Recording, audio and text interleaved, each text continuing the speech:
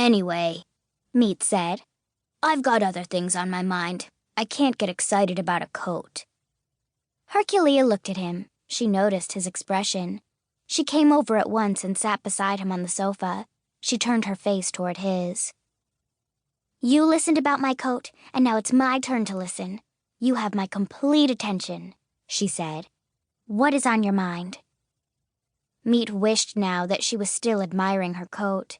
Her gray eyes were so clear he almost expected to see his reflection in them. And what he had on his mind was that he had gone into the kitchen to get a snack and discovered a large number of cans of something called Slim Fast on the counter. He realized that his mother was starting him on yet another unpleasant diet. He did not want to tell that to Herculeah. He stalled for time by saying, I don't want to bore you. You wouldn't. Yes, I would. You wouldn't.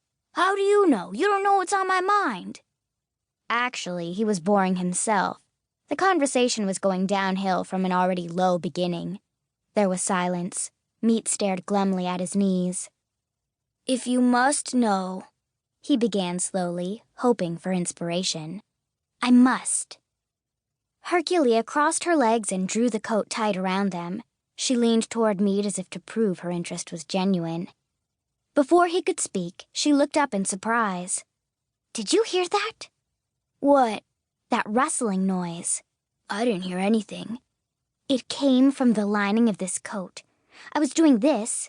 She repeated the movement. Hear that? There's something in the lining. Herculeah reached down and rubbed her hands over the coat until she located the sound. There, hear that? You know what this reminds me of? Meat said, glad to be on a safe topic. Something my mom told me. When my mom was a girl, she felt something she thought was a 50-cent piece in the lining of her coat, and she ripped the lining open. She needed bus fare, and it was a round weight. Apparently, they sew them into linings to make the coats hang straight. The bus driver wouldn't take it.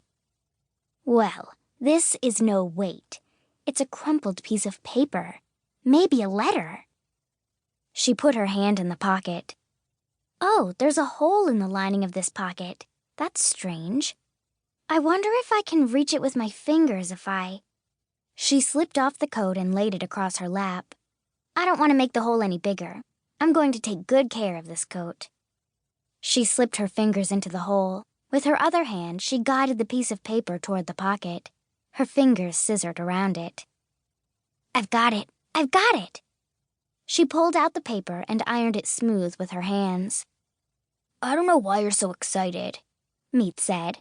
It's just a piece of paper, probably a receipt. I don't either. I can't explain it. It's just that I feel a kinship for whoever owned this coat. There's something that calls me. Herculeah looked at the paper. She gave a sigh of disappointment. What is it? Oh, it's just a page from an address book. There's some scribbling on it. The writing's so little and cramped I can hardly make it out.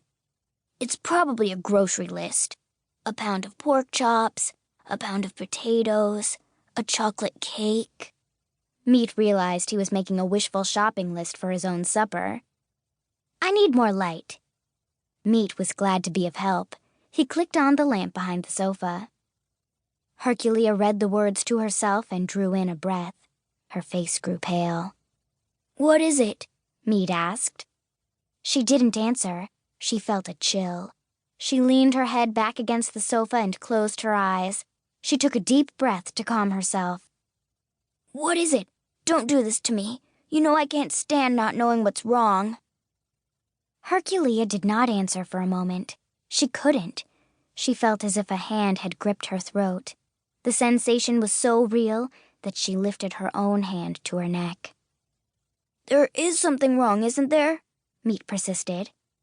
At least tell me that much. You can still nod your head, can't you? Without opening her eyes, her hand still circling her throat, Herculeah gave a faint nod. Very wrong? Medium wrong, or... He paused and added hopefully. Just some little thing? Herculeah opened her eyes then and looked at him. It's very wrong, isn't it? He said, seeing the dread in her gray eyes. Dead wrong, she said.